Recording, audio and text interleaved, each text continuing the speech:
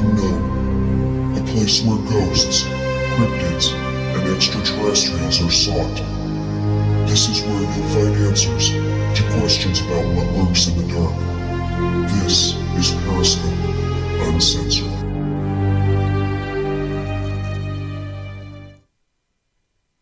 Good evening, everyone, and welcome to our November 12th, 2018 edition of Periscope Uncensored here on the LNM Radio Network. I'm your host, Clarissa Vazquez. Joining me at the helm this evening is my ever faithful, my dusty sidekick, my fabulous co-host, the man, the myth, the legend, Mr. Jax. Hey, how you doing, everybody? So, we've had a busy couple of days here, Jax. I don't know if you know what's been going on. I've been doing interviews left and right and, promoting books and promoting radio shows and everything. And the reason we were a little bit late this evening is because I just finished an interview on a different network. And so I'm like, and I told them, I'm like, I can only stay until this amount of time, but you know how I am when I get to talking and everything, I lose track of time and it's like, oh crap, I gotta go because I have to do my own show. Yeah. So, but we've got a great show lined up for you tonight, folks. We're going to have Rick Hale, who is an author and an investigator, and he's going to be on the line with us at the bottom of the hour. We're going to be talking about his new book that just came out, Behold, Shocking True Tales of Terror and Other Spooky Stuff. And I know Rick from radio days of long ago. He's a really great guy. I've got a lot of respect for this guy. And so we're going to be talking about ghosts. We're going to be talking about his books. But before we do that, we got to send a shout out to our radio affiliates. If you're not listening via the LNMradionetwork.com website, you can also catch us at High Point Radio, 1620 AM, 100.5 FM out of New York, New Jersey, Pennsylvania, and West Virginia. WCET 101.7 out of Columbia, South Carolina. KOY 1230 in Phoenix, Arizona. KYAH 540, Utah's Talk Authority. You can also catch us on the apps, Daily Motion, TSL, TalkStream Live, Paranormal Radio, TuneIn, Twitch, iTunes, and you can catch our archives on YouTube. Just look up Periscope Radio. Did I get that right, Jax? Absolutely. Okay. I wasn't sure. I running 2 shows and then co-hosting a third and everything. It's like, am I saying the right information on the right show? Yeah, you are. So, absolutely. So I'm glad that I haven't given out the wrong network. Because, I was on the other network for so long, and it's still a habit. I catch myself going, welcome to Periscope Uncensored on yeah, no, we're on LNM.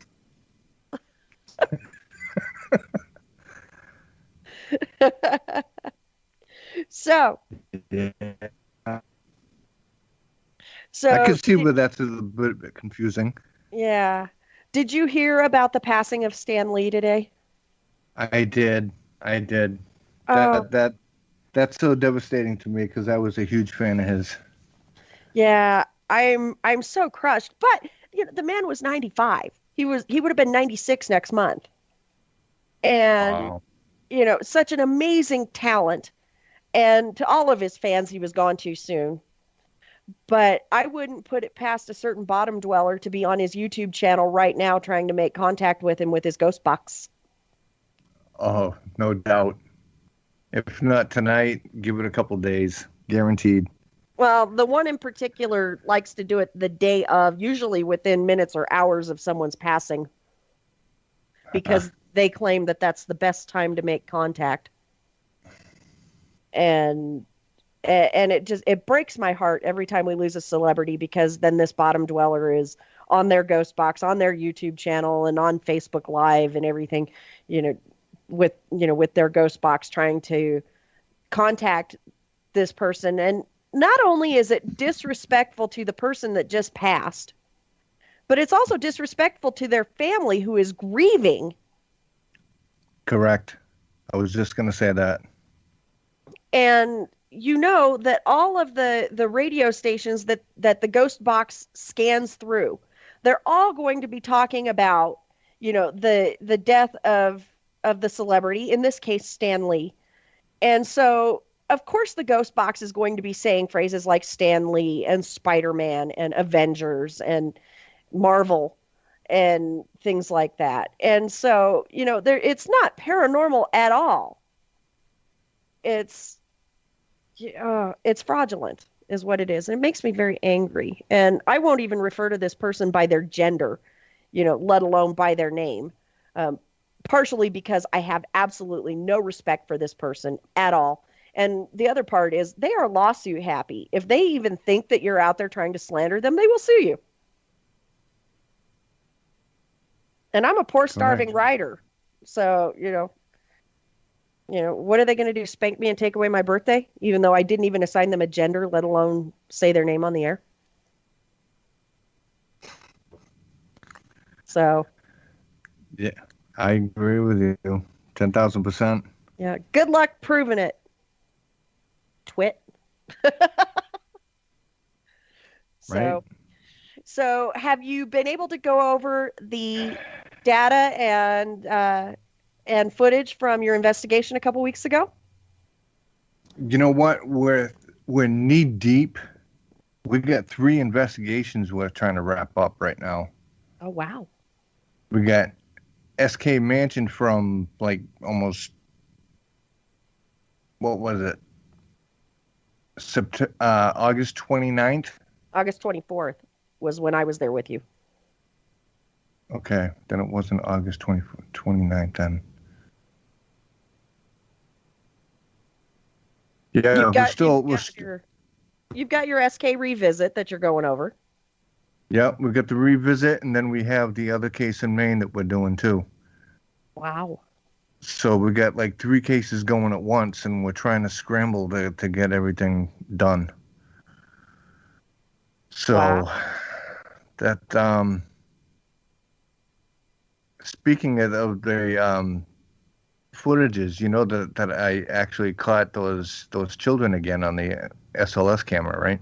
That's what you were telling me. Why don't you tell our listeners about what happened that night when I was there at SK Pierce with you? Well, when me and a friend we have the newest team member, Alex Gonzalez. He is our new West Coast ambassador. He lives out in California, and he flew out to join us. And he was with me on the 3rd floor, and we were coming down the stairwell to the 2nd floor, and I caught 2 stick figures inside. It looked like they were inside the railing, but they were on the inside of the stairs, and they were just standing there. And they were small figures, so I'm assuming, I could be dead wrong, no pun intended, but they could be children because they were small figures. Right. I actually interacted with them. I actually had them put their hand in my hand, each of them. But at that particular time, though, my mistake, I didn't have it recorded. Yeah. So and I think that first time, that was when I came up from the bottom of the stairs trying to confirm with my SLS camera what you were capturing on yours. Is that right? That is correct.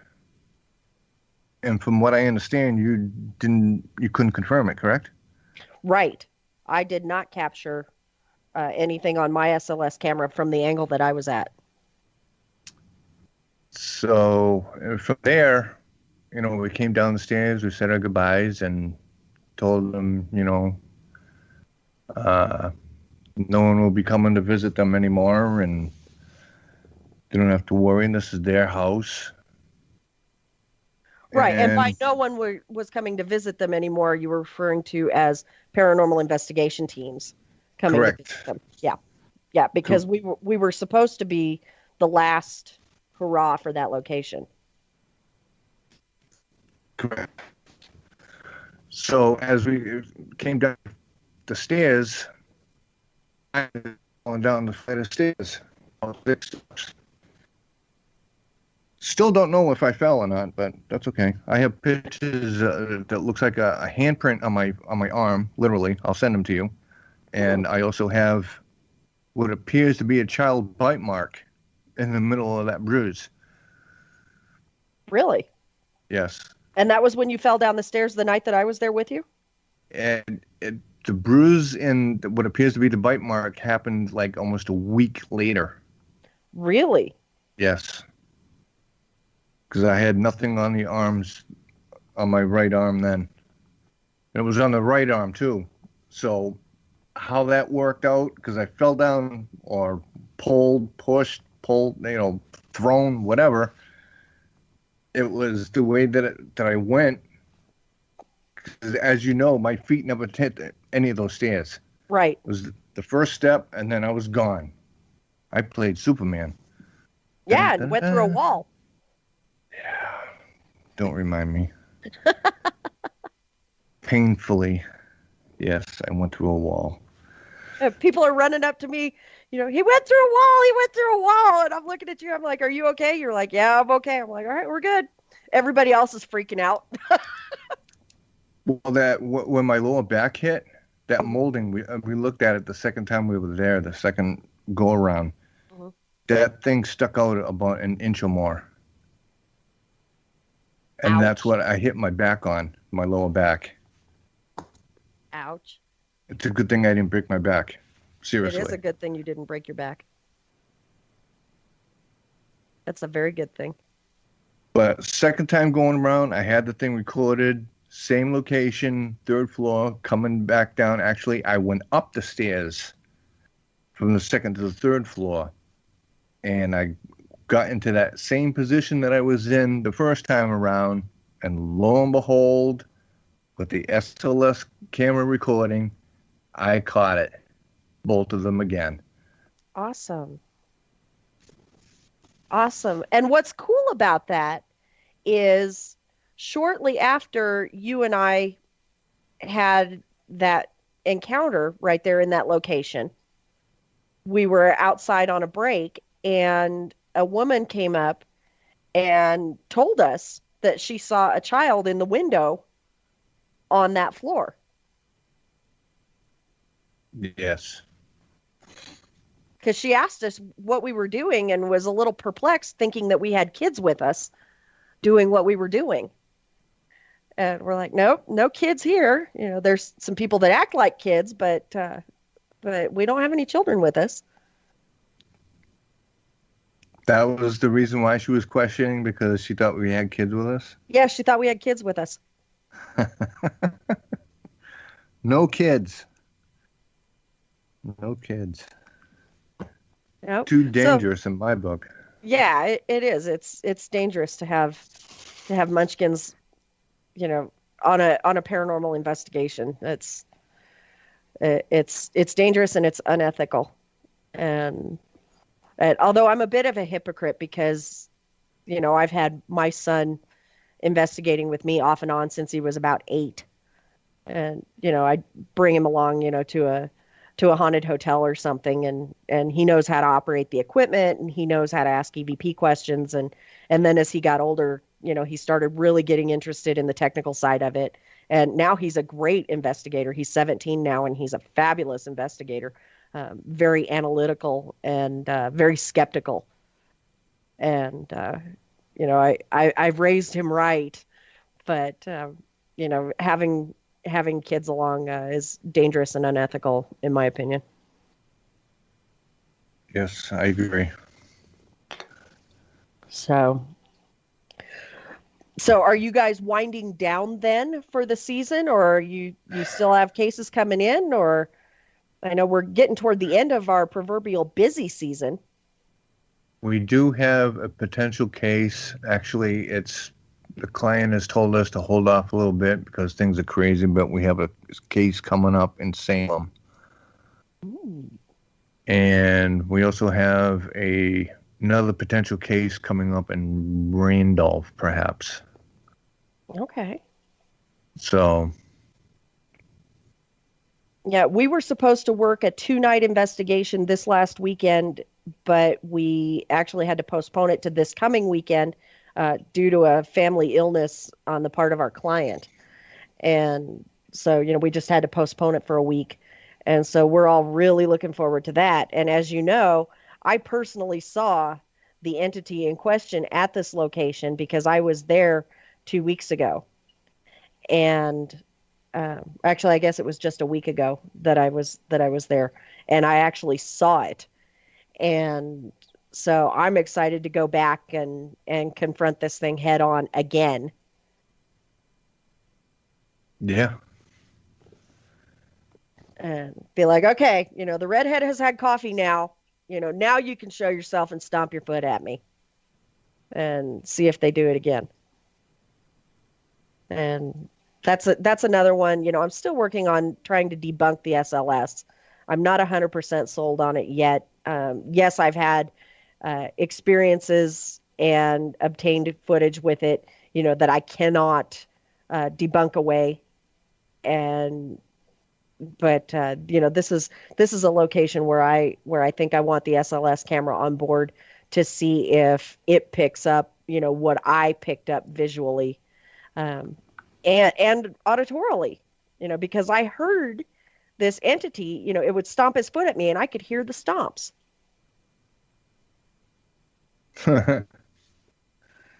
So, but again, it was 5:00 in the morning. And I flat out told him, I'm like, you can stand there looking all menacing and intimidating all you want, but it's 5 a.m. and I'm a redhead that hasn't had coffee yet. Probably not the smartest thing to do. And, because I do have the proverbial redheaded Irish temper. And if I haven't had sleep, it's even worse. Well, you've experienced me being ticked off. Yes, I have. Yeah. The wrath of the redhead is not fun, so I've been told. Doesn't bother me at all, Oh, of course not.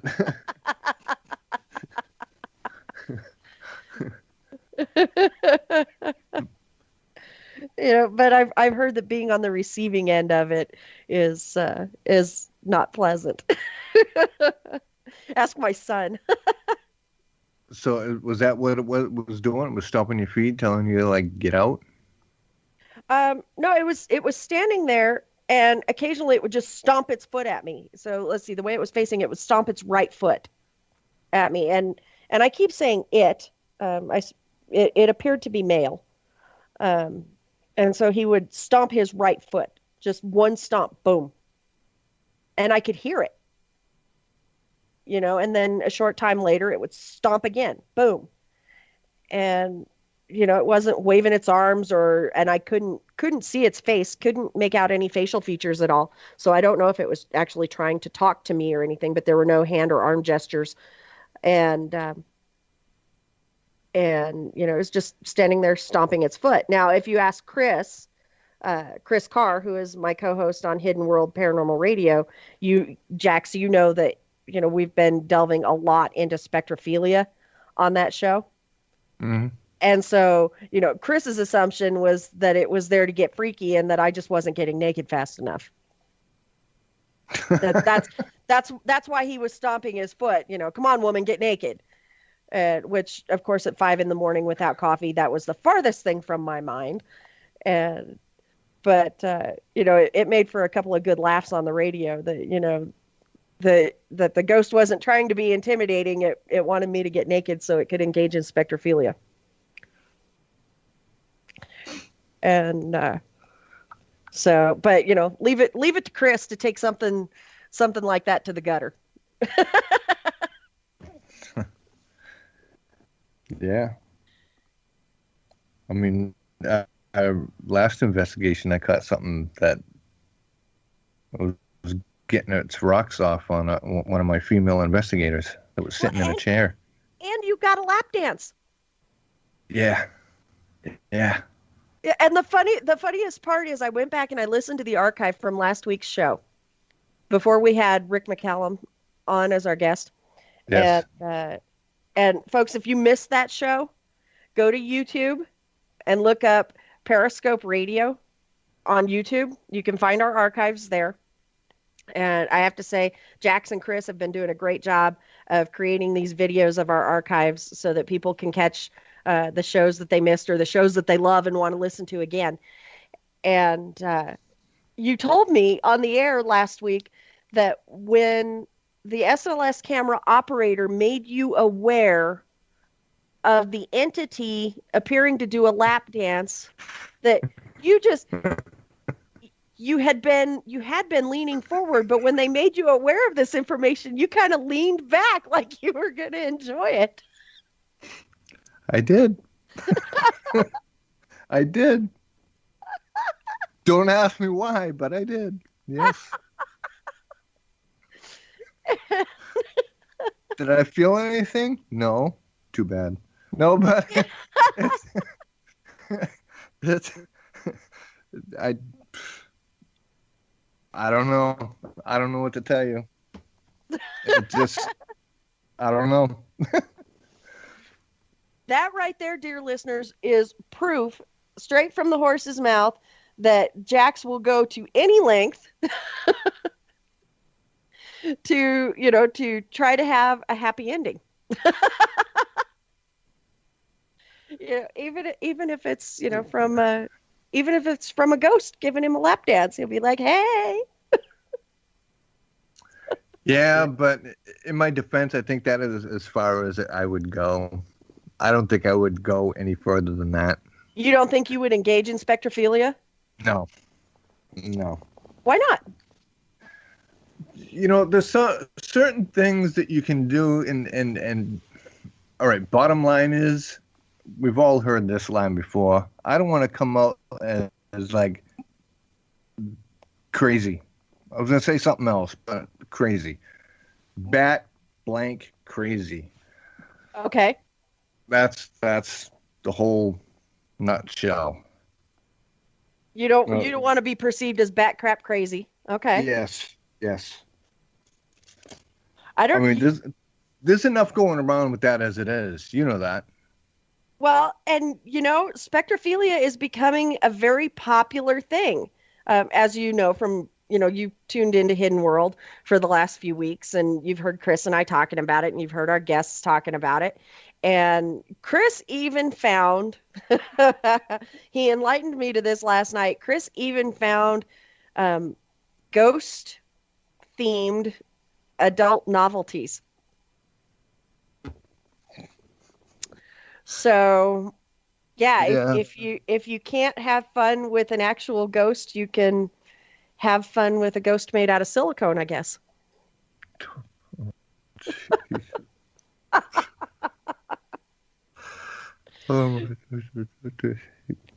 Right? What have I gotten myself into? What have you gotten yourself into? Oh, live radio, my friend. Live radio. Yeah, I know. Yeah, I don't know. No comment. No comment. No comment. You don't think so you're like dead set against spectrophilia of any kind, whether it's with a real ghost or a silicone ghost. You know what? I'm still trying to get my head around it. Seriously. It's like with the SLS footage that we caught, I even said it right there as it was recording. And am I seeing this right? Because it doesn't really. Well, you can't be too much against it, because when you were getting that ethereal lap dance, you leaned back like you were going to enjoy it. Well, I wanted to see if I was going to feel something. That was the only, and felt nothing. And what would you have done if you had felt something? I don't know, gotten up. Let me rephrase that. I didn't mean. Let me rephrase that. No, I can't say that one either.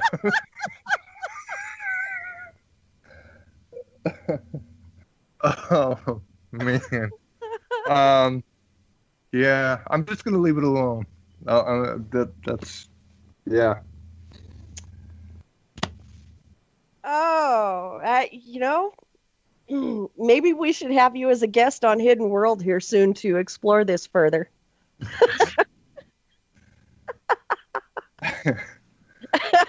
I don't. Chris has questions now. Oh, I'm sure he does. I'm sure he does. And for our listeners, Chris is a member of my team, ECCPI, East Coast Coalition of Paranormal Investigators. Yes. Hey, Chris.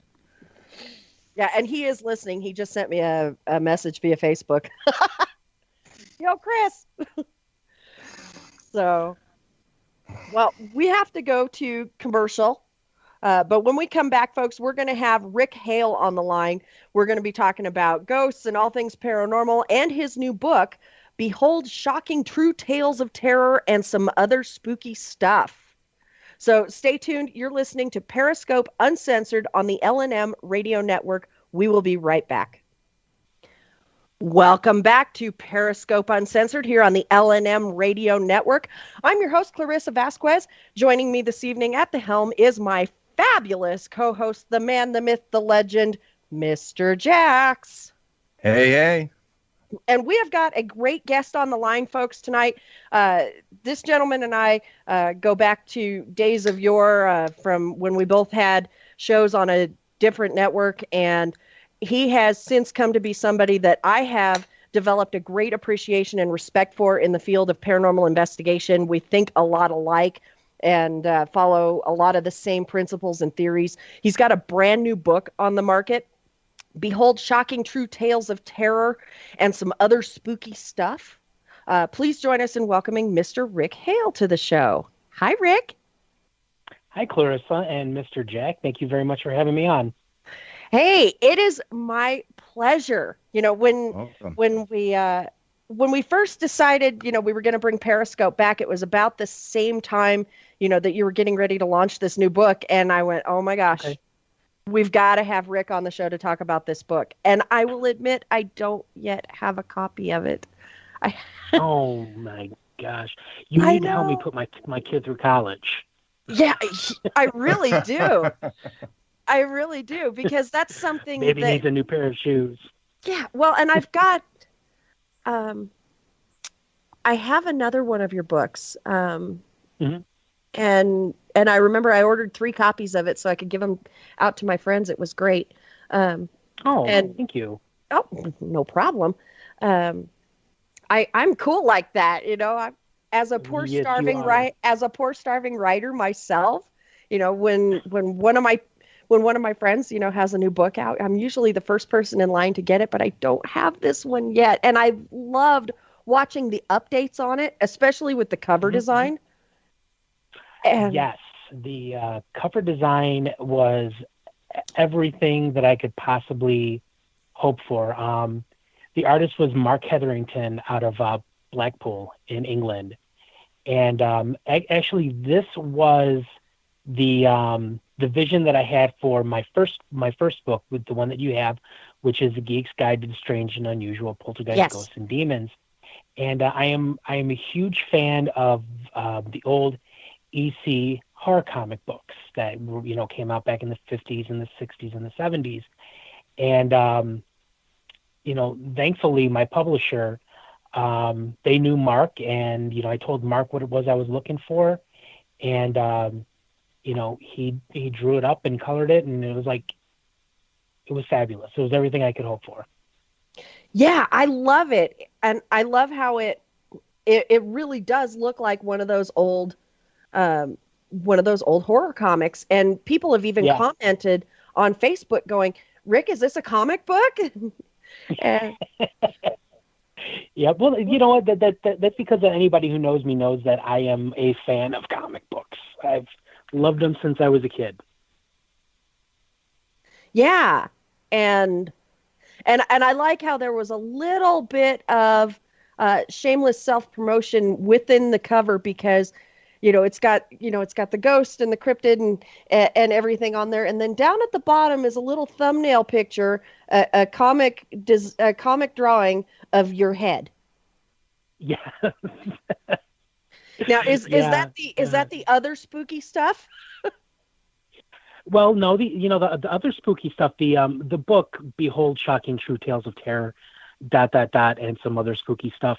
That's basically, it's a memoir of my time in the paranormal field. It's broken down into a chapter where I talk about one of my some of my favorite investigations that I've done over the years as a psychical researcher. And it's broken down into chapter and then a lesson. A lesson is things that I've learned over the years working in the field. And usually, I think that for the majority and the most part, the lesson coincides with something that either happened in the investigation or, something that was implied. Okay. Very cool. What would you say is probably the most compelling or your favorite contribution to that book? Actually, my favorite contribution to that book is the chapter that has absolutely nothing to do with ghosts, but it has to do with, and I'm bringing this up a day after Veterans Day, which I just want to say thank you for your service to our country. Oh, you're most welcome. I just wanted to say that to you.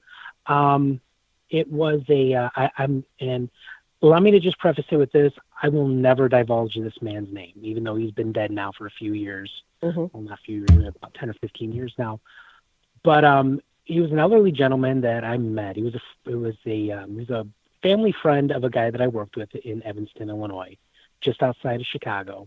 Mm-hmm. And when he was in the Korean War, he claims that he was abducted by aliens. Okay. Yeah. And, up until that point, I had been very skeptical of, now, don't get me wrong, I've always believed that, there must be something else out there, because I think that's the height of hubris to say that, nothing else but us could possibly exist in the universe. But I've always been very skeptical on the abduction feature of a lot of visitations. And, after talking to this elderly man and hearing his story, I became a believer after that. Interesting. So I think that's, yeah. So, I mean, out of all the investigations that I've done, that's really not so much an investigation. It's just hearing somebody's story. And I think that that's a really important part of what it is that we're supposed to do as paranormal investigators. I prefer the old-fashioned term of ghost hunter.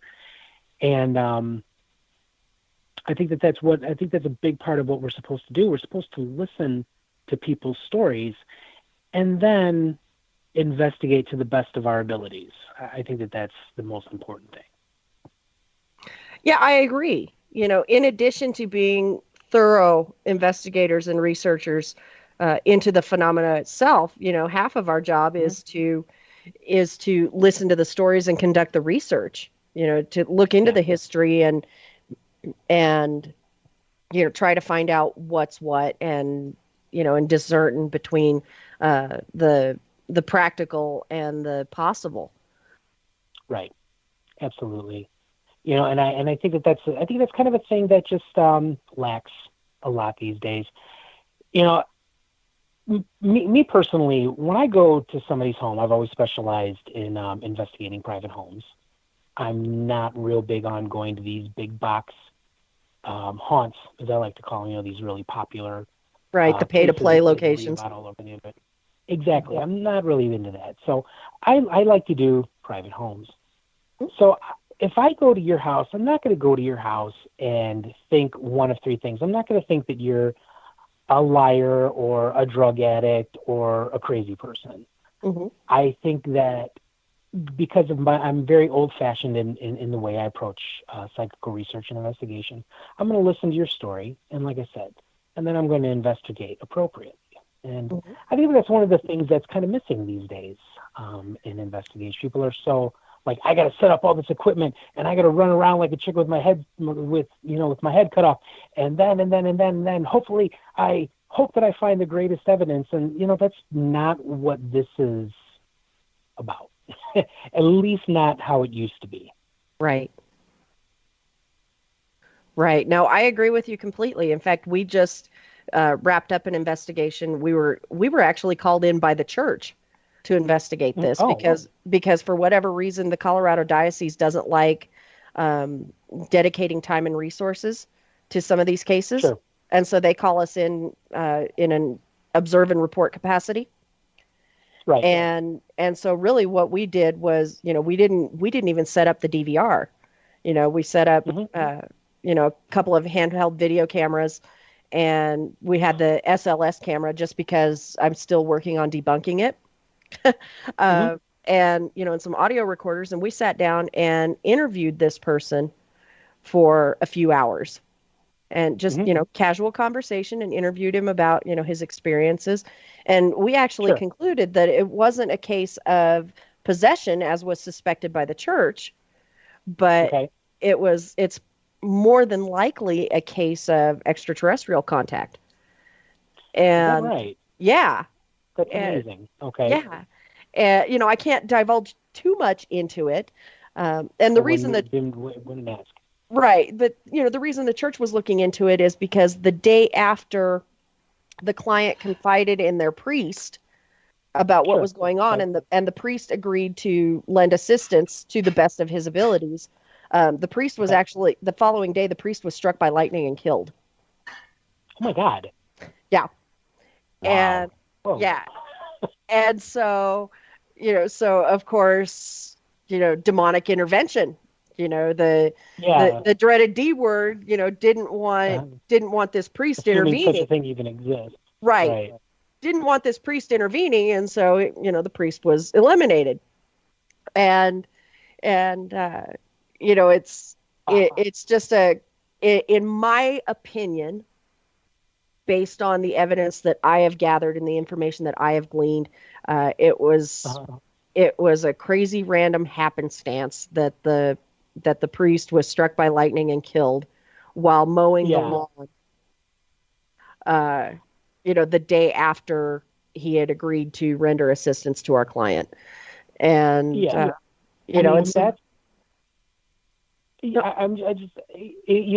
though that's a horrible thing and that's tragic, that's amazing. How coincidence just works there.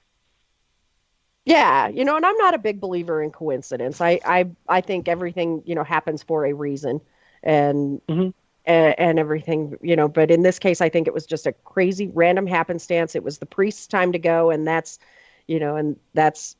how he went. So we turned our findings over to the diocese and recommended a course of action for the client. And of course, the church was not happy with our conclusion because, the thought of extraterrestrial contact is, that's not something they like. Yeah, is about the equivalent of saying that the priest that was struck by lightning died of syphilis. And although the Vatican did declare not too long ago that they do believe in extraterrestrials. Right. The Vatican did declare that. So, the Vatican has declared it, but good luck getting some of the older school priests and bishops and cardinals to acknowledge that. Right. You know what? And that's one of those things that just boils down to belief. I mean, we're not going from door to door trying to proselytize people here. It's like, personally, I don't care what a person believes or doesn't believe. I'm not a minister. I'm not there to preach to you the good news of the gospel of the paranormal. That's just not my job. Well, I don't know. We could, for those that have purchased your book, and for those that are going to purchase your book, and folks, even though I don't have a copy of it yet, I'm going to soon, and I highly encourage you to do the same. pick up a copy of Rick's book. That way we can all read from the Gospel of Rick. Yeah. That's funny that you put it that way, but okay, sure. Thank you. So that would be great. That'd be great. Thank you. Well, it's just like, with my books on the market, they can all read the Gospel of Clarissa. So, right. And I do in some of my books, I get a little preachy. But that is ministry. It's kind of hard not to, I guess, sometimes. Well, and especially when you are as passionate about our research as you and I both are. And Jax is the same way. Jax is very passionate about his research. Yes. And, when you are as passionate about the research as we are, and when you are as dedicated and committed and analytical about it as we are, we can get a little preachy on some things. It's hard not to. I mean, I have had an interest in this since 1982. Mm-hmm. So it's been 36 years since I had my encounter with the spirit. 36 years I have stuck with this consistently. So I mean, there must be something there that keeps me coming back for more. And that's definitely the mystery of it, and trying to find out the truth of the matter. What about it do you think keeps you coming back for more, Rick? Well, like I said, I think it's the mystery of it. Mm-hmm. Although, I've seen apparitions. Mm-hmm. I have done EVP sessions where I've had something answer my questions in turn. And I know these things exist. I know they do. Beyond a shadow of a doubt, I have no doubt whatsoever that human consciousness transcends the death of the body. But now I'm at the point in my life that I want to know why and how. Right. That's the mystery of it. That's what keeps me coming back for more. And it just seems like every time you think you figure something out, you have 10 more questions. Mm-hmm. And I am that curious person that wants to know the why and the how. I know the what exists. I just need to know the why and the how. And that's something that I don't know. Hopefully I'll make it to 80 years old, and, hopefully someday we'll find out. But, I think that's just the thing that keeps me around. Right. What do you think about these people? And as soon as I ask this question, you're going to know where I'm headed with this. But what do you think about the people out there that are just absolutely convinced that everything they encounter is paranormal in nature or ghostly in nature? Well, I think that's, you're kind of getting out of the realm of psychical research and parapsychology, and you're entering into the realm of superstition. People, they want to believe in something. And I get that, and I understand that. And believe it or not, I actually respect that. But you really do have to practice some kind of discernment there. Just because the wind blows a certain way, that doesn't mean that that's paranormal. Just because lightning strikes the earth doesn't mean that some ancient god is angry with man. You have to practice, good analytical thinking and good discernment, and not just accept something as being, mysterious, but look further into that mystery. Why is there a draft? Well, there could be a draft that's coming through the window. What is that weird scratching in the wall? I've actually been on investigations. Oh, you know what? I got a perfect example for you. So it was about 10 or 12 years ago, I was on an investigation. We were in a house where the people were telling us that a ball, one of the children's balls, was mysteriously rolling around in the basement, and they had actually seen the ball move. So we're sitting in this basement of this house. It's in Cary, Illinois. And we were sitting in there for hours. And all of a sudden, we see, in the dark, we see the ball move. So these people in this house, they were convinced that they had a ghost in their basement and was playing with the ball. But here's what it turned out being. There was a mouse. And this ball was sitting in the flight path of this mouse, going from one mouse hole to the other mouse hole, or just running around in the basement in the dark, causing this ball to move. Was it one of those really lightweight little rubber balls like you pick up for $1.99 at the store? Yeah. Exactly. These people were convinced that something paranormal was going on in their home, and it turned out to be something that was completely normal. It was a mouse running around, bouncing against this ball. Okay, so the mouse was actually moving the ball. It wasn't just the minute air current shift from the mouse moving, causing the ball to move. It was the mouse was actually bumping the ball. It was the mouse actually bumping the ball. I couldn't believe it. In fact, when I saw the mouse, so one of the people that I was with, they had the flashlight on, and all of a sudden you should see this mouse come running through, and then boom, hits this ball. And I'm like, and I let out the biggest laugh I have ever let out in my life. And it's like, well, I think we have that one explained. Wow. So it's like, yeah. So I mean, it's like, just because something may seem Suspiria. Oh my God. I was going to say Suspiria. I got that movie on my mind right now. Yeah.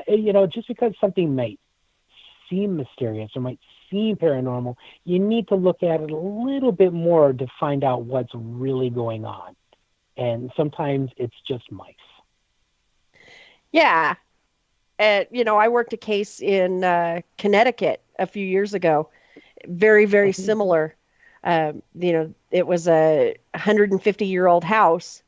And one of the many things they were reporting was footsteps up and down the hall in the night. And there is absolutely hysterical video footage out there of me squirreling around on the floor for hours, with my ear to the floor and everything. And what it ended up being was the air conduit ran directly underneath the old wooden floorboards of this hallway. Mm-hmm.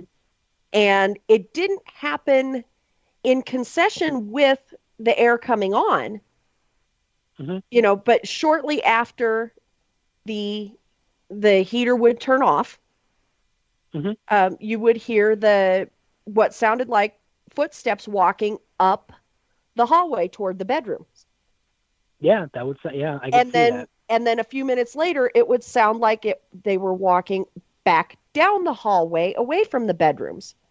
And so what I was able to conclude is that it was, the conduit, the air conduit, was heating the floorboards and causing them to pop against each other one by mm-hmm. one, going up. And then as the air cooled down, they would pop in reverse, going back down the hallway. Right. And, and that was one of the cool cases. I was able to debunk everything that they reported, and the client was actually very angry with me. Really? Yeah. Oh, yeah. I take it they wanted their house to be haunted. Yeah. Well, not only did they want their house to be haunted, but they had called in a different research team who had told them that the mysterious bruises on the insides of their teenage daughter's thighs were the work of an incubus. And and after having a very private heart-to-heart with the teenage daughter, I was able to determine that the mysterious bruises were not the result of an incubus, but were the result of the daughter losing her virginity. Yeah. And, and so, and again, there were 5 or 6 things that they were claiming. I was able to debunk them all. And 6:00 in the morning, and this woman, from the East Coast, so no offense, Jax, she had some attitude, and she's literally yelling at me at 6:00 in the morning. And I'm like, you called me in, you brought me out here all the way from Colorado to investigate. These are my findings. This is what is going on. Your house is not haunted. You do not have an incubus. There is no portal in the bedroom. Things like that. And she was genuinely angry with me because Yeah. because she wanted it to be paranormal in nature. She didn't, she didn't want me to be able to explain what was going on. And so I hate Right. cases like that. I love it when I can debunk everything, but I hate it when they get angry with me over it. It's like, I'm here to help you. Yeah. I mean, I've had that happen too. In fact, there's a chapter in my book that's called The Most Unhaunted House in the World. Mm-hmm. And yeah, it was we got called. It was at a house in oh boy, it was in northern Illinois. I think I want to say that it was near Fox Lake, Illinois. Okay. And this woman, she said that she had all this stuff that was going on in the house, and there was, we went to the house, and there was nothing.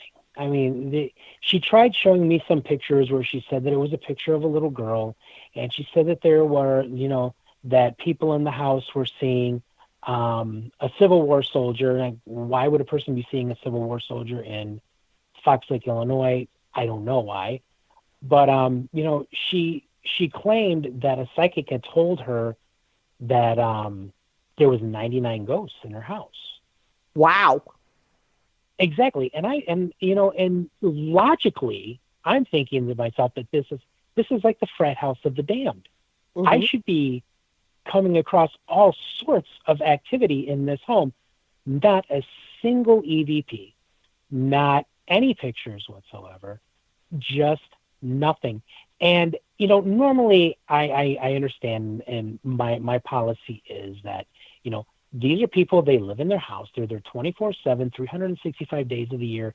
Obviously, they're going to experience things there that I'm not going to experience because I'm not there all the time. Fair enough, right? But when the homeowner follows you around the house saying how much she loves what you do, and she watches all the television shows, and you come upon her own personal book collection, and she has just books and books and books about the paranormal and about ghosts and hauntings, and all these seasons of a haunting and ghost adventures and ghost, whatever, you kind of sort of start to think, this person is they're a groupie.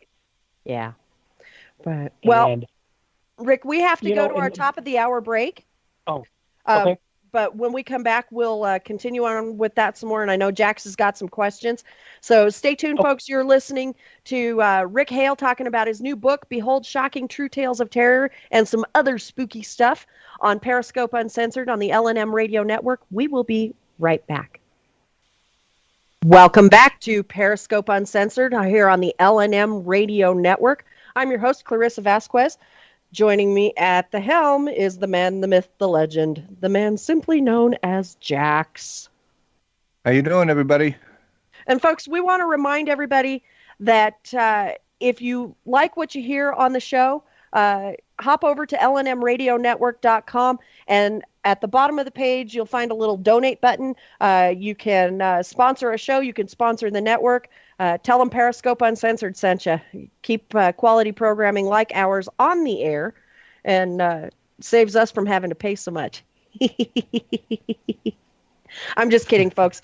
Certainly if you enjoy what you hear, sponsor the show or sponsor the network as a whole. It does keep us on the air, and absolutely has no impact at all on how much we pay for our airtime. But we do it because we love to do it. We enjoy bringing quality programming to you guys. And if you have a question for our guest this evening, Mr. Rick Hale is an author and investigator. Please feel free to call in at 202-559-7943. 202-559-7943. We'll do our very best to get questions on the air and get them asked of our guest. And Jax, I know you've got a couple of questions for our guest, Rick. I'm going to turn it over to you for a minute. Okay. Okay. How you doing, Rick? Hi, Jack. I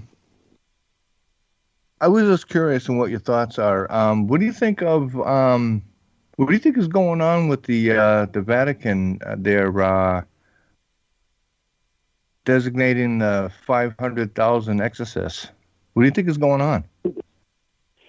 You know, first off, when it comes to anything like any kind of like religious phenomena, that's not my area of expertise there.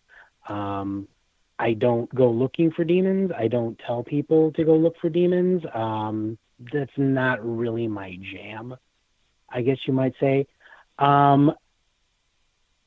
Personally, when I first read that, I didn't take that as, I kind of was wondering, is this even real?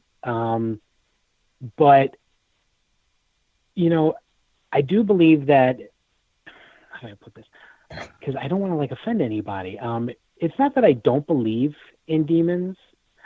I don't believe that it's something that is so. I don't believe that it's something that's common enough to have 500,000 ordained priests, you know, running around out there saving people. I do believe that there are mental illnesses that do get mistaken for that, you know, such as schizophrenia, bipolar disorder, post-traumatic, certain kinds of post-traumatic stress disorder. Those kind of things can be mistaken for demonic possession. But, you know, for the 500,000, I think that's a matter of belief and a matter of religious faith, and I just really do not touch that. Okay. Are you aware of? Okay, let me ask you this. Obviously, you're a believer in UFOs and aliens, like most of us are. Sure. The videos that were put out, the 3 videos, 4 videos, whatever it was, of Tom DeLonge and To the Stars Academy. What do you think about those videos? I haven't seen them. You haven't seen them? I have not seen them because I really, you know, although I have met a man I am convinced was an abductee or experiencer, as they like to be called, and I do believe that we do get visitation. I don't really make ufology a regular part of my research or investigation, but I will look them up because now I'm intrigued to see what they're about. Yeah, we've had. Because it's. Go ahead, Joe. Because I was just curious because they're only little clips, and I was curious because I want to find out for sure, like, where are the whole video? I want to see the whole thing, not just little clips. Oh, I think we all do. I think that, you know, I'm not a big conspiracy guy, and I'm not a big cover-up guy, but I do think that the governments of the world, especially the bigger governments such as ourselves and Great Britain and Russia, you know, I do think that they're a lot more knowledgeable than they let on.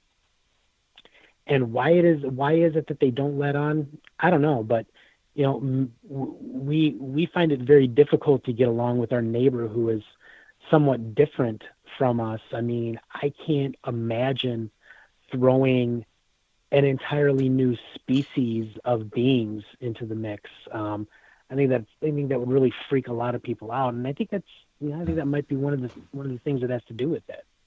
Why they keep this knowledge from us. Well, and I'm going to take it a step further, Rick, and, you know, touching briefly back on the whole religious aspect of it. For those that believe that, you know, there is but one God and there is but one race, the human race, you know, the religious impact that it would have on our planet would be astronomical. Oh, are you kidding me? I'm you know, the Roman Catholic Church is you know, the 3 big religions, Christianity, Islam, and Judaism, are all, you know, human centric. We are the only created beings in the universe, and we are the pinnacle of God's creation. Throwing another species that evolved in a vastly different way than our own, I can see how that would really freak some people out, especially people who are, very devout Christians, Jews, or Muslims. Mm-hmm. Yeah, absolutely. Mm-hmm. Go ahead, Jax. I'm sorry. I interrupted there with my own interjection. That's okay. What do you think of the? See, I have a theory on this. As far as I don't know if these.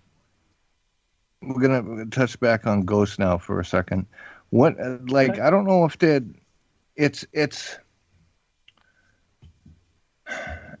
more like they could be coming from another dimension. Like when we die, our energy just goes off into another dimension, because they always claim that heaven is supposed to be right here on Earth. If that's the case, sure, then that would mean that it would be like in a total separate dimension, and they can cross over whenever they feel like it.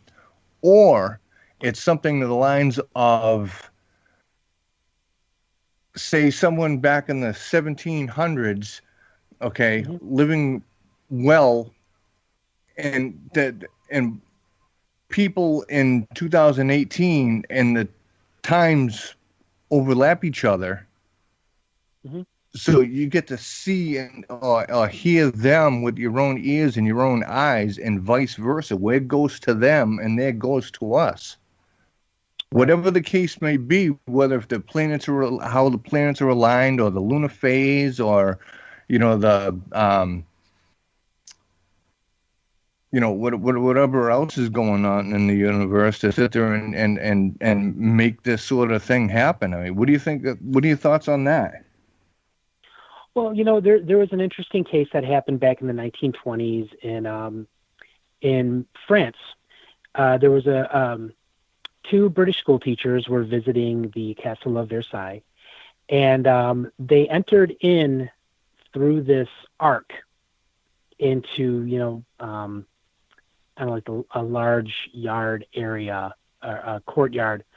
And when they passed through this arc, they all of a sudden found themselves transported back in time, and they were seeing the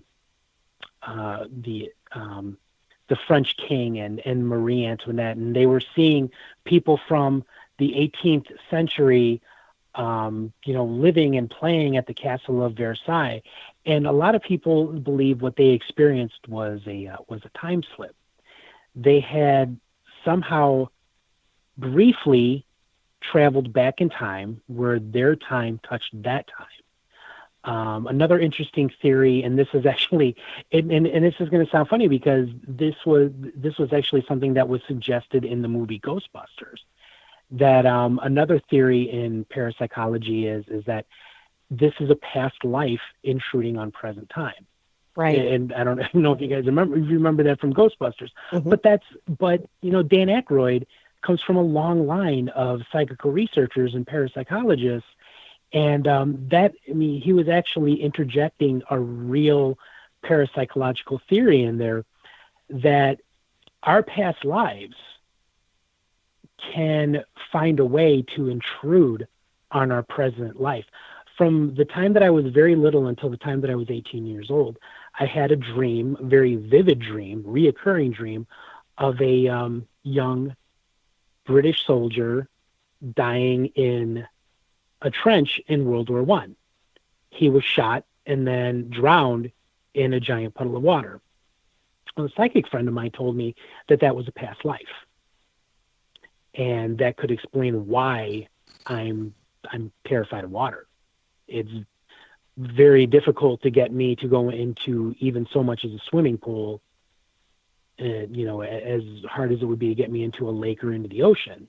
I'm just very much afraid of water. So I think that those are two theories that could explain that kind of thing. Okay. Very cool. We had a question come in, Rick.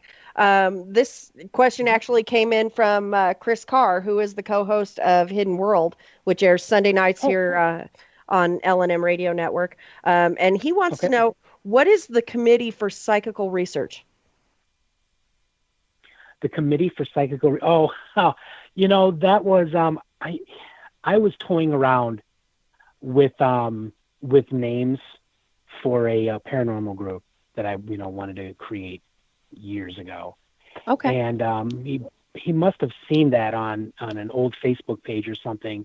Yeah, that doesn't exist anymore. That actually never even came to fruition. It was just sort of like a anybody trying to name a paranormal group.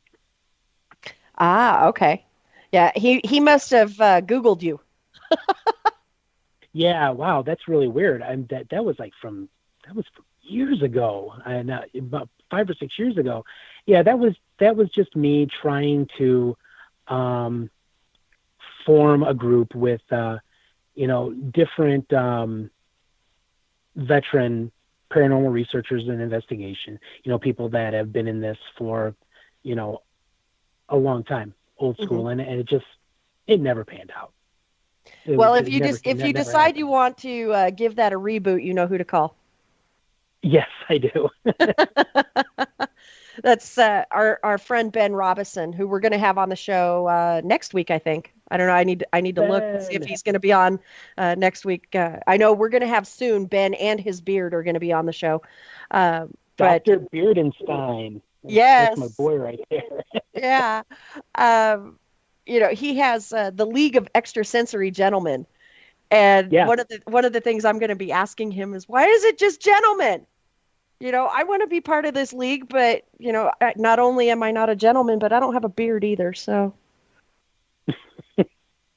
Yeah, doing any kind of investigation work right now, I am on temporary leave after going through cancer and losing my leg and stuff like that. So, it's a temporary thing, but hopefully I can get back out there in the field. And the whole Committee for Psychical Research, that was nothing. That was just something that never happened. Well, like I said, if you decide to give it a reboot, you know who to call, because I'll be one of the first people to sign up. I'm all about the networking and the sharing of information and theories and techniques and stuff like that. Sure. Well, you know that. And yes, I do. And so, I'd be more than happy to sign up for something like that. I think that'd be really cool, to get on, with other like-minded people, not just the orb chasers, but, like-minded people. Definitely not. I'm definitely not one of those. So. Yeah. Well, and that was going to be my next question to you, actually. Unless Jax, have you finished your list or do you have more questions for Rick? Jax? I have finished my list for now. Okay. You can have the next. Thank you, Rick. No problem. I hope that I answered them. Yes, you did. Great. Awesome. So my next question to you, and I think you and I have actually discussed this on the air before a few years ago, but how do you feel about the orb chasers? Do they provide any value to the field, in your opinion, or no? See, you know what? I don't want to comment on what other investigators do. Mm-hmm. I don't think that's fair because, there's enough ego that's in the field of paranormal research and investigation right now. But so basically, I'm just going to center on orbs. Mm-hmm. I'm not an orb person. I do believe that if you're going to put evidence out there and say that this is evidence of a haunting or of a ghost, orbs are not it. Right. Just seriously, I mean, because you can go on the internet and find literally millions of pictures of orbs. Like I saw this one picture of an orb or a bunch of orbs, floating around in front of somebody. And it's like, you can clearly tell that it's snow. And this Right. person is like, no, those are spirit orbs. I'm like, are you kidding me? You can see the snow on the ground. And yeah, I'm just not an orb person.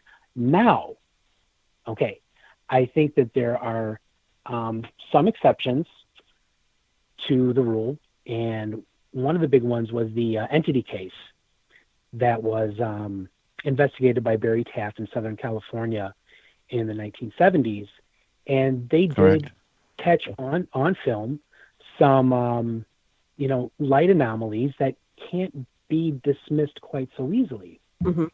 And yeah, and from my own investigations at a house in Crystal Lake, maybe about 10 years ago, we were sitting in the basement, and these people, in this room, in one of their kids' basements in this room, they were talking about, that they were hearing weird things and seeing weird lights in the middle of the night. So we're sitting there waiting and hoping that something is going to happen. All of a sudden, these two amorphous, like, balls of light appeared, and they were multicolored.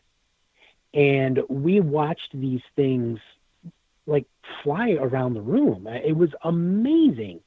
I wish that I still had access to McHenry County Paranormal Research Group material, but I don't. And so, all I have is the story. And we're watching these balls of multicolored light fly around the room, and one of them must have these things must have had density to it or mass or whatever, because when it flew past this rolling rack of clothes, it actually knocked a hanger off of it. And Wow. we continued to watch these whatever they were for a few minutes, and then they just went away. They just disappeared. And I still, even to this day, I still say that that's one of the most amazing things that I've ever experienced. But as far as these pictures of orbs and these videos that you see, a lot of them really can be explained away as, condensation, bugs, snow, whatever. I don't like putting percentages on things because I think that that's disingenuous.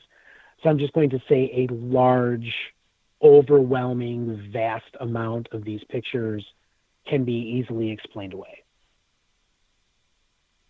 Yes. Ed, is there a possibility at all that the case in question could have been a case of ball lightning? See, now I've actually wondered that myself too. And I even suggested that to the leader of the group.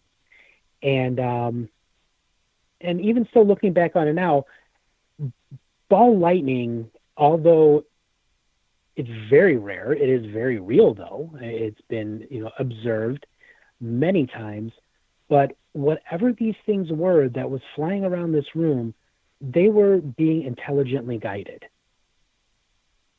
Wow. There was actually there was an intelligence that was behind them, and you just don't get that with ball lightning. Ball lightning is exactly what it suggests: a ball of lightning. Swamp gas too. Yeah. Swamp gas too, or the light of Venus reflecting off a bald guy's head. I don't know. It's still one of the most amazing things that I've ever experienced and ever seen. And, but yeah, as far as orbs are concerned, like I said, the vast, overwhelming amount of them can be easily explained away. Wow. Yeah. And, and that's the thing about, the spherical objects that some people put a lot of weight into. Mm-hmm. At CCPI, we came up with the acronym for orbs. We call it ordinary random bits of stuff. And I like that. And I really like that. That's great. And,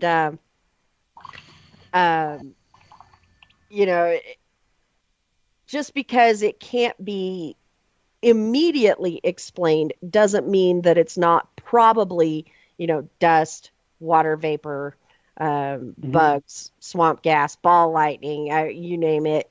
It Sure. could be anything. And with the massive advances in technology as far as cameras go, they pick up, the most minuscule objects. And the common rule, within my organization is, unless you see it with the naked eye, and document it, as such, toss it out. We can't use it. We won't use it. Now, if you see it with the naked eye and can actually, walk up to it, on camera and, and point to it and things like that, then we'll explore it and go, okay, what is this? Is it ball lightning? Is it, or is it something potentially paranormal in nature? Right. Yeah, it's just one of those things, like I said, at the start, that if you're going to present evidence of something paranormal, just please, orbs are not it. Right. Don't even, because nobody in mainstream science and, a lot of, respected and self-respecting researchers, even in the paranormal, are going to look at it and say, no, nice try, but, not happening. Yeah. Well, what do you... Jax, we have to take our bottom of the hour break, so hold on to that question. Okay. And we'll get your question out to Rick as soon as we get back from our bottom of the hour break. You're listening to Periscope Uncensored on the L&M Radio Network. We will be right back. Welcome back to Periscope Uncensored here on the L&M Radio Network. I'm your host, Clarissa Vazquez, and of course we have my fabulous co-host, the man simply known as Jax. How you doing, everybody? And we've got a great guest on the line, folks. If you haven't already, I encourage you to go to Amazon.com and check out his book, Behold, Shocking True Tales of Terror and Some Other Spooky Stuff, by none other than Mr. Rick Hale. And we've had a great time having him on the show tonight. And Jax, I know you had a question for him before we went to break, so I'm going to turn it back over to you. No, we were just discussing orbs and what they could possibly be and whatnot. What do you think of when people come to you and say, well, I see a face in this orb and I see something else in this orb? I mean, what do you say to people, your reaction to that? I say the pareidolia could be responsible for that.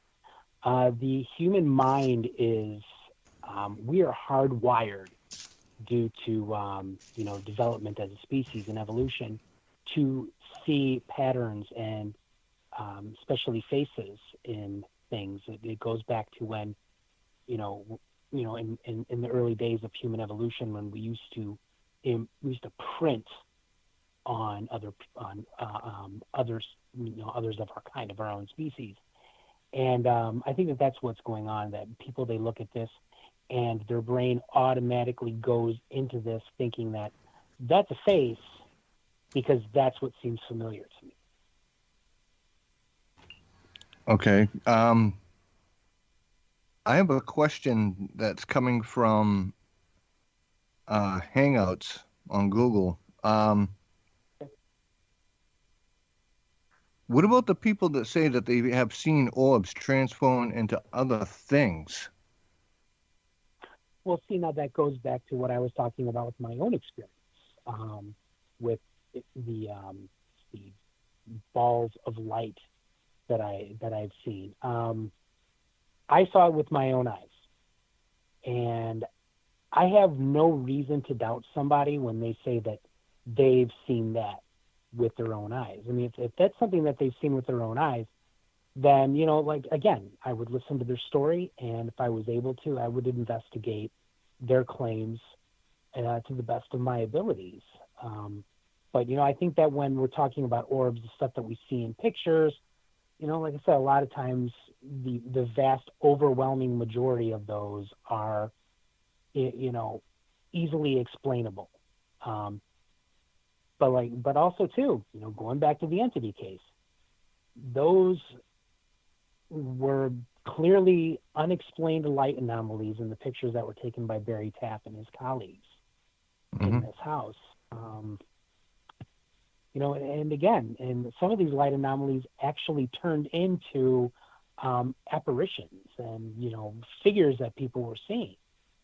So, it does present a mystery. But, again, if you're going to present something as being paranormal evidence, just try and make it be something other than an orb, because nobody is going to take that seriously. Absolutely. Yep. Especially those of us like you and Jax and myself, who have been doing this for decades. Yeah. Yeah. It's one of those things that, even our forebears, with the London Ghost Club or with the Society for Psychical Research, both which are, still going strong here over 100 years later. Mm-hmm. Even back then in the 1800s, they would have looked at orbs and been like, I don't think so. Let's not call that evidence. Right. And, and that's, even then, when those organizations were first founded, they were really looking at the debunking aspect of it. What is it instead of this potentially paranormal phenomena? What is it actually? Right. Yeah, and I think that's that's practicing, and I really am loath to use the term when that's just good science. Mm-hmm. Yeah, I don't like using the term science when I'm talking about the paranormal, because you get people in the mainstream scientific community or professional skeptics are like, well, it's not really science because you can't reproduce things and it's too spontaneous to actually make it happen over and over again and to study it and to classify it. And it's like, yes, I don't like using the word science, but it is good science to practice judgment. Right. Well, Rick, we've only got a couple of minutes left with you, buddy. So I want to give you the opportunity to let people know where they can find your book, where they can find out more about you. So the floor is yours. Okay. Well, as we've already, talked about my books, my first book is called The Geek's Guide to the Strange and Unusual, Poltergeist, Ghosts, and Demons. And my God, I just had like a bug crawling on me. Freaked me out. Sorry about that. And my second book is called Behold, The Shocking True Tales of Terror, ... and some other spooky stuff. And also I am an associate editor with SpookyIsles.com. And right now I'm working on, a haunted articles concerning haunted hotels and haunted pubs, inns, and bars across England. I've never been there, but I know a lot about them. So, and also, of course, you can also find me at Facebook too. Just Rick Hale, nobody special. Well, and so your books are available on Amazon, is that correct? Correct. Amazon.com, and they're also available at Barnes & Noble. Very cool. So, folks, I encourage you, like I said, I have a copy of the first book, and like I said earlier in the show, I also bought copies for some friends of mine, and we all love the first book. I cannot wait to get my hands on the second book, because I absolutely love your work, and as I mentioned again earlier in the show, you and I are very like-minded. We follow some of the same theories and principles and beliefs, with regard to our research, and. Mm-hmm. So I can't wait to get my hands on the second book, so that I can enjoy it. Yeah, I think I will. I like your writing style too, and so that's it's really easy to to read your work, and so I'm excited for the new book. And go ahead. Right. I was just going to say I took that from some of my greatest influences. Hans Holzer and Peter Underwood. Mm-hmm. They were both they they knew how to make the paranormal accessible to people. So Yes. that's kind of like what I try to do. Yeah, and I think that's great. And again, knowledge is power, and so the more we can get out there and share the information and share our knowledge, the more informed and empowered, people are going to be when encountering potentially paranormal situations or even investigating, for themselves. Right. And so I encourage all of our listeners to hop onto Amazon or barnesandnoble.com and get your hands on these books, because I can personally attest to the first one, and I will soon be able to attest to the second one. And again, the cover design on the second one is just incredible. Isn't it great? I just love it. I love it. And I liked watching the evolution of the cover. You were posting little teasers on Facebook, with the black and white outline and everything. Yeah. And I know the jokes were rolling in, because there is that little itty bitty thumbnail, of the cartoon of your face, down toward the bottom, and people are like, oh, so are you the other spooky stuff? And didn't am I remembering correctly that your son had a hand in some of the cover design too? No. No. Okay. I don't. No, he did not. Okay. No, it was actually the cover that I wanted for the first book, but we just weren't able to do it. So, but I would encourage anybody to check out the artwork of Mark Hetherington. He's the artist who did the cover for the book. He's an extraordinarily talented guy. He's from Blackpool, England, and you can find him in my friends list, and you can find his work there as well. So yeah, I would encourage anybody to take a look at his stuff. Very cool. Well, Rick, we want to thank you so much for being a guest on the show. Thanks for having me. Yeah, and I look forward to more information sharing in the future. Certainly between the two of us, and yeah. I know we're constantly liking and commenting on each other's social media posts, and and we'll be definitely touching base with you in the future as you have more books come out and stuff like that. Look forward to maybe having you back on the show at some point in the future. I would be more than happy to. All right. Thank you again for being on the show. Have a great night, and love to the family. Yeah, thank you. You too. Thank you. Good night, Bye-bye. Rick.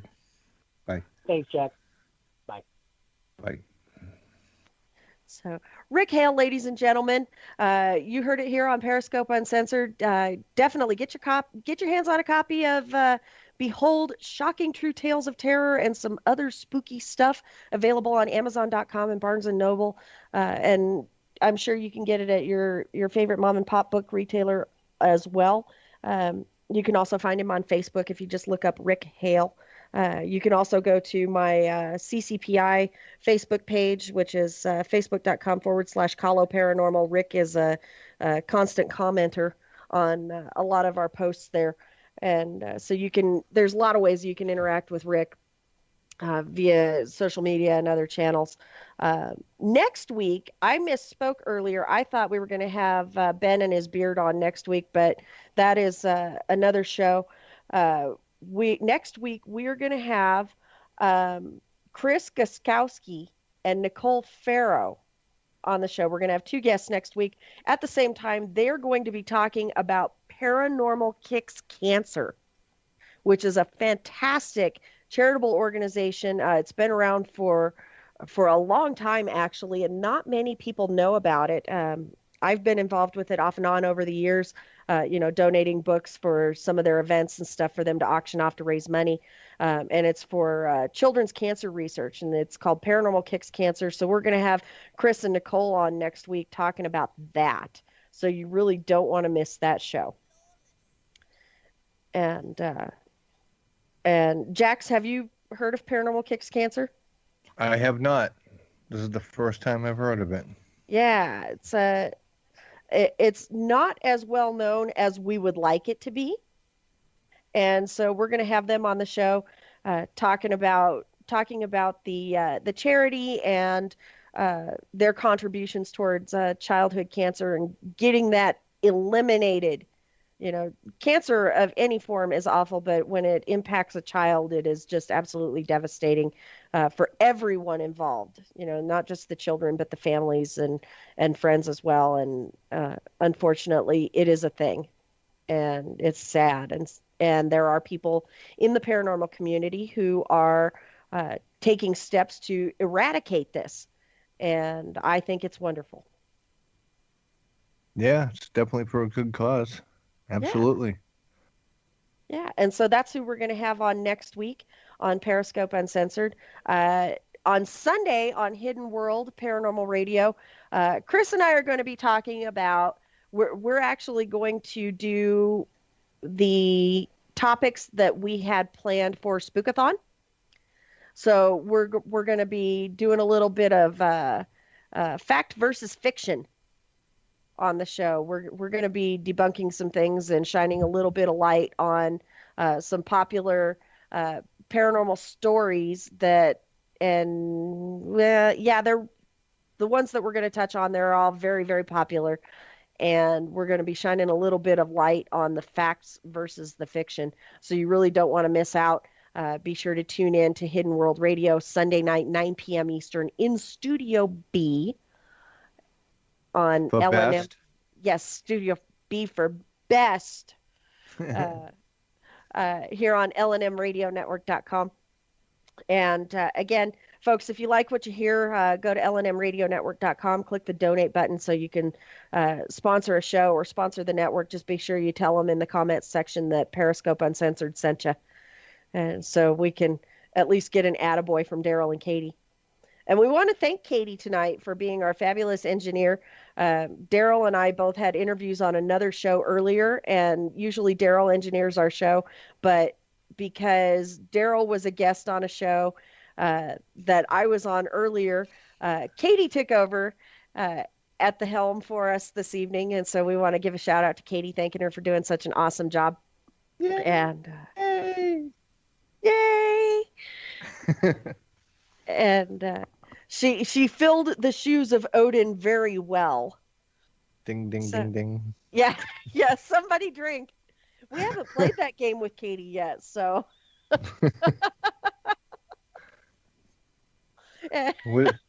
Where's Chris with the bell? Yeah, where's Chris with the bell? I don't know. We should probably play that game with Katie at some point. Have a catchphrase or something. We ring a bell and Katie has to drink. So we just got the craziest look. Katie's cammed up right now, and so we can see her, and she's kind of going, yeah, no. She's going, why? I don't fall for it. I'll bet we could get her to fall for it eventually, though. Get enough libations in her, and I'll bet she'd fall for it. But and speaking of libations, there is going to be a special Thanksgiving show here on LNM Radio Network. I think we're in Studio B, but I could be wrong. We're calling it Three Drunk Broads, and it's going to be myself and Laura Lee Potvin and Seraphine Hurley. And we're going to be getting our drink on and talking about, I have no idea what we're going to be talking about. But we've got a couple of drinking games lined up. One of them, I think, is Never Have I Ever. And so we're going to figure out a way to tie in Never Have I Ever with some of the strange and unusual things that we've encountered. And for somebody that's done it, they have to drink. So if we talk about, never have I ever had sex with a ghost, Seraphine would have to drink. And, Laura Lee and I would stay sober.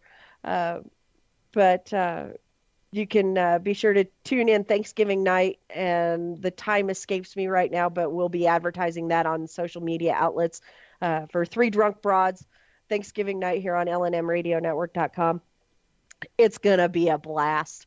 And who knows, maybe Chris will show up with his bell, and or Jax will call in, never have I ever, and he'll think of something that would make me have to drink a lot. So, because I know you would do that too, Jax. You'd be like, oh, what can I get Clarissa with? You can't put anything past me. I know.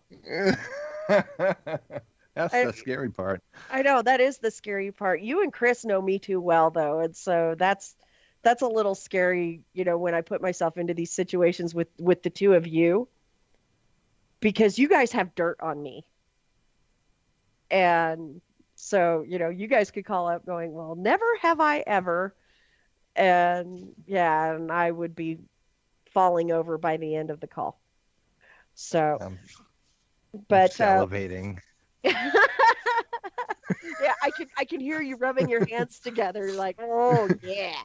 But we've actually reached the end of our show, folks. We want to thank everybody for tuning in, and please be sure to tune in to Hidden World Paranormal Radio on Sunday night, 9 p.m. Eastern in Studio B, and tune in to Periscope Uncensored next Monday, where we're going to have Chris Gaskowski and Nicole Farrow talking about paranormal kicks cancer. So for Jax, Chris, Daryl, Katie, the L&M family, and myself, we want to wish everyone a safe and happy week. May all of your ghosts be friendly. Stay spooky, everybody.